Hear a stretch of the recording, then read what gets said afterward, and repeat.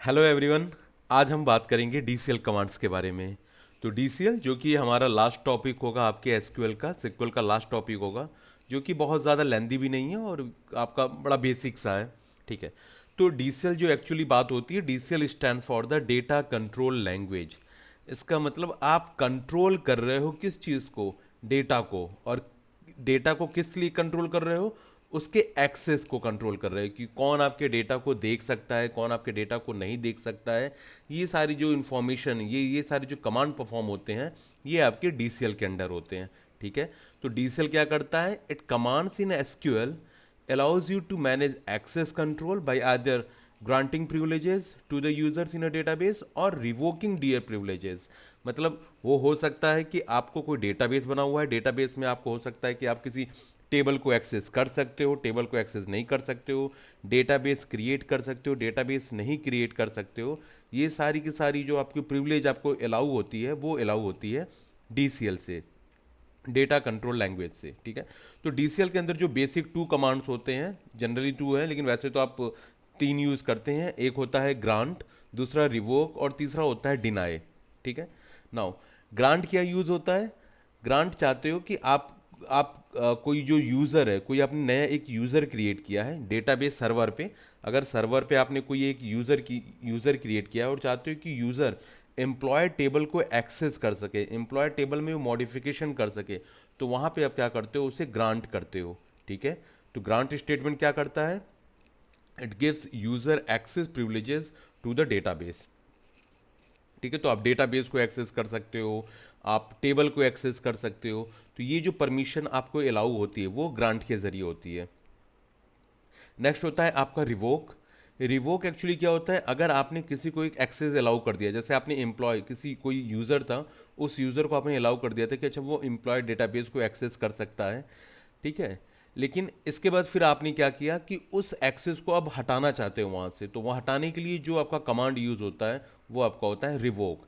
तो अगर किसी डेटाबेस का एक्सेस किसी यूज़र को देना है तो हम वहाँ ग्रांट करते हैं, और एग्जिस्टिंग जो उसको जो आपने अलाउ किया है, जो आपने उसको प्रिविलेज अलाउ किया है वो हटाना है, तो उसके लिए आप क्या यूज़ करते हैं, रिवोक।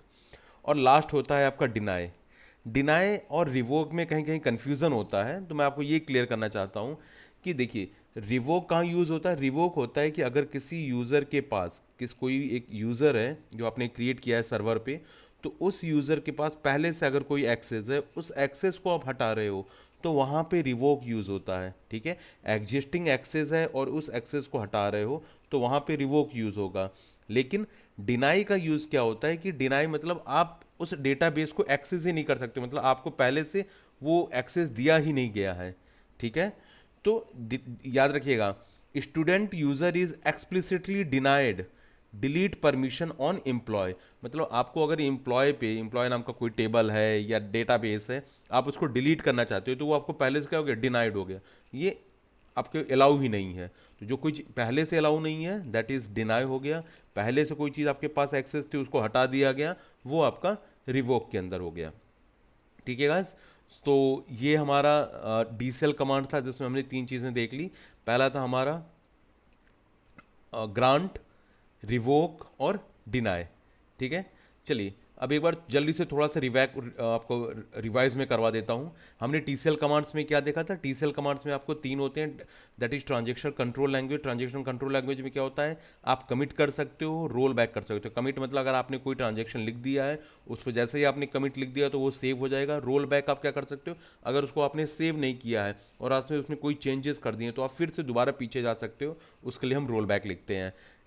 सेव ट्रांजेक्शन पॉइंट क्या होता है, सेव ट्रांजेक्शन पॉइंट आपने दो अपडेट किया है, लेकिन आप चाहते हो कि जो पहला अपडेट है उस पर रोल बैक का असर ना पड़े, उसके बाद भी जो जो भी अपडेट आपने किया उस पर असर पड़े। तो आपने जैसे ही पहला पॉइंट जो आपने पहला अपडेट किया है, तो उसके बाद आपने लिख दिया सेव ट्रांजेक्शन पॉइंट वन या पॉइंट टू, जो भी लिखना हो आपने वो लिख दिया। तो उसके अब जो भी इंफॉर्मेशन रहेगी वो सारी की सारी सेव हो जाएगी। सेव सेव का मतलब देखो, ये सेव का मतलब आप कंफ्यूज मत हो ना। सेव का मतलब ये हो गया कि उस पर रोल बैक का असर नहीं होगा। ठीक है।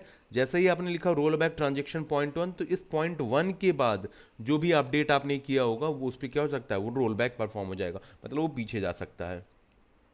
ठीक है। इसी तरह हमने व्यूज़ देखा था। व्यूज़ बड़ा इंपॉर्टेंट होता है। व्यूज़ में हम क्या देखते हैं, हम चाहते हैं कि हम किसी इन्फॉर्मेशन को बार बार डिस्प्ले कर रहे हैं, लेकिन वो जो इन्फॉर्मेशन है वो बहुत लेंदी है। जैसे आप इस इन्फॉर्मेशन को देख सकते हैं, आपने एक सेलेक्ट कस्टमर आईडी बनाया, कस्टमर नेम बनाया, सिटी बनाया, सिटी बनाया, तो आप चाहते हो कि अच्छा ये इन्फॉर्मेशन बार बार डिस्प्ले करने के लिए आपको ये 3 लाइन ऑफ कमांड लिखना पड़ेगा। तो आपने क्या किया, इसका एक व्यू क्रिएट कर दिया। तो व्यू क्रिएट करने का मैंने आपको बताया था लास्ट लेक्चर में, आप चाहे तो क्रिएट और अल्टर व्यू दोनों को यूज़ करके उसको बना सकते हैं, या सिंपली सिर्फ क्रिएट क्रिएट करके ही आप डायरेक्ट उस व्यू को बना सकते हैं। तो अब मुझे बार बार हर इन्फॉर्मेशन को नहीं, ये सारी लाइन्स को नहीं लिखना होगा, सिर्फ मैं लिखूंगा select all from view name, जो भी व्यू नेम रहेगा वो आपसे डिस्प्ले हो जाएगा। ठीक है। इसी तरह हमने इफ़ एनी एग्जिस्ट देखा था, याद रखिएगा। If any exist, in any exist जो होता है ये आपका सब क्वेरीज होता है। सब क्वेरीज का मतलब क्या होता है कि पहले आप जो इन्फॉर्मेशन, जैसे सेलेक्ट ऑल फ्रॉम ऑर्डर्स, तो ये आपकी क्वेरी हो गई, लेकिन इस क्वेरी को कंप्लीट करने के लिए आपने जो दूसरा पैरेंथेसिस के अंदर जो आपने लाइन ऑफ कमांड लिखा वो सब क्वेरी हो गया। तो मतलब जब ये सब क्वेरी रन होगी, सब क्वेरी से जो इन्फॉर्मेशन आएगी उसकी वजह से आपकी ये मेन क्वेरी एग्जीक्यूट होगी। ठीक है। तो इसे हम बोलते हैं सब क्वेरी।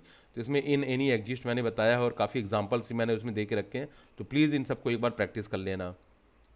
फिर हमने वेयर, हैविंग और फ्रॉम देखा था। वेयर, हैविंग, वेयर और हैविंग जब कभी भी आप ग्रुप बाई यूज़ करते हैं तो ग्रुप बाई से पहले हमेशा हम वेयर लिखते हैं और ग्रुप बाई के बाद हैविंग होता है। ठीक है। जैसे मैं आपको कुछ एग्जांपल भी दिखा दे रहा हूँ, भाई कहीं अगर आगे होगा तो मैं आपको दिखा देता। ठीक है।